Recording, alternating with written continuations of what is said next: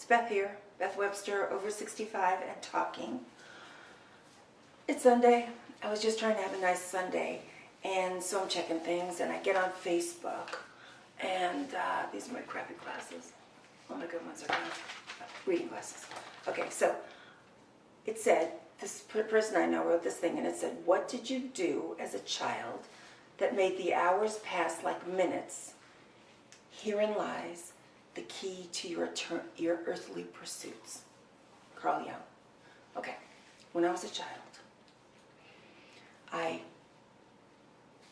slightly wounded ants, and I set up an amazing hospital for ants to cure them, save them, bring them back to life, which I did every day. I told no one. I'd read Florence Nightingale, and I had the chops. I was an amazing healer. I mean, no ant ever didn't thank me. So I put that up. And then at the end I read something like, my husband doesn't turn the light off when we go to sleep. I was just joking. I get all this stuff back, like, why don't you just check yourself into a psych ward, handcuff yourself, do something. You're the problem. You're the reason the bees are dying. I'm like, I slightly injured them. There was really, I didn't hear, anyway, that no one complained. And I did save them. So I was looking up Carl Jung to find out where I went wrong. He's got the archetypes, the self, the persona, the shadow, the animus. I wasn't there. I must be a lower type. I must be like, instead of an animus, an nanomus. I'm not there. So then he goes on and he talks about the dynamic principle of play. I was playing. I was like Florence Nightingale, I swear. I felt every morning that I had to wake up early so I could go and save the world of ants. So anyway, he says that you can't judge. Cannot, okay?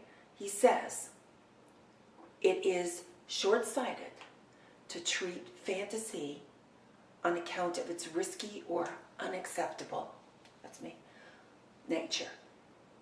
It is a thing of little worth if you do that. Thanks, Carl.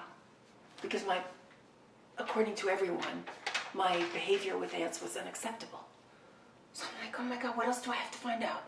Okay, you can keep a child from all knowledge of earlier myths, but you cannot take away from them their need for mythology. I was Florence Nightingale. She would never be dead as long as I was there, taking care of ants in my incredible hospital. I had rooms of recovery, I had pre-op rooms, I had operating rooms, and I saved them, big fat ants. I saved them day after day. I learned everything I needed to know about nursing. This can't be a mistake. So then, I did pursue my career in nursing without even the help of Carl Jung, and I found out that these people were very sick. I wanted to just deliver babies, but they wouldn't let me do that. So I found out that I wasn't on my journey made of the right stuff to be a real nurse. Ants were different than people, I suppose. I felt that way. So I moved on and I became a sales girl. That was my true calling, to make people feel better, to soothe their soul, to find them the right outfit. So that's what I did. But, I was still a little mad at Carl because, he's making me look bad. So I looked him up and I found out that he did only one funny interview. And so in that interview, he admits that here it is, funny moments of Carl Jung, only one in the whole world. Look it up, it's great. He's talking about how violent he was as a child. He could go into a full rage, and he was a big boy.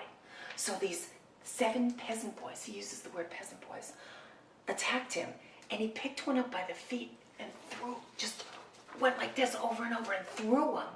And then he beat up 4 more guys. And he said that he only had to do it this one time.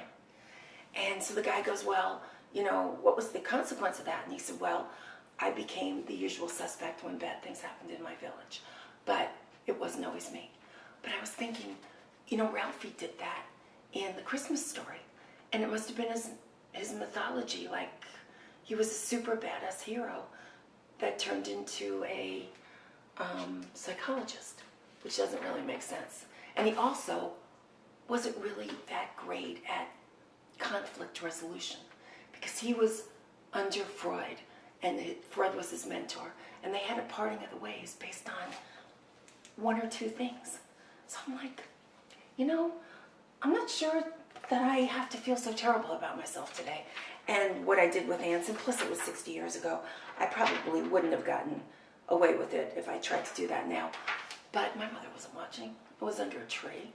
That's where my hospital was. And I worked for years. My skills got better. I had a leaf gurney, which I invented to get them to the hospital so I wouldn't injure them with my hand. Who does that? Only terrifically talented children. So I think that I've explained Carl Jung to you. I think you get it.